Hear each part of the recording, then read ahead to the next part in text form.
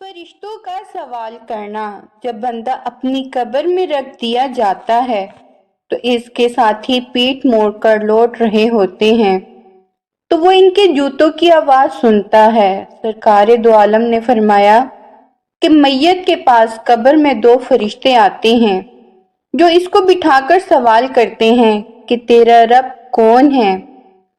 اور اگر وہ مومن ہے تو کہتا ہے میرا رب اللہ ہے۔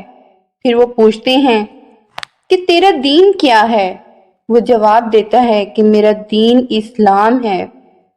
پھر وہ پوچھتے ہیں کہ اے شخص اس کے بارے میں تو کیا کہتا ہے جو اللہ تعالیٰ کی طرف سے بھیجا گیا تھا؟ وہ جواب دیتا ہے کہ وہ اللہ کے رسول ہیں۔ فرشتے دریافت کرتے ہیں کہ تجھے کیسے معلوم ہوا؟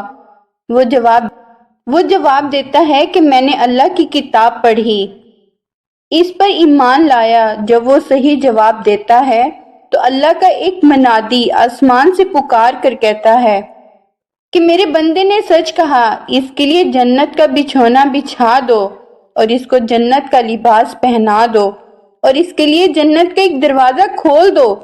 چنانچہ دروازہ کھول دیا جاتا ہے اور جنت کا آرام اور اس کی خوشبو اس کو پہنچتی رہتی ہے اور جہاں تک اس کی نظر جاتی ہے وہاں تک قبر کشادہ کر دی جاتی۔ سبحان و تعالی ہم سب کو صحیح معنوں میں دین سیکھنے کی اور اس پر عمل کرنے کی توفیق دے، آمین۔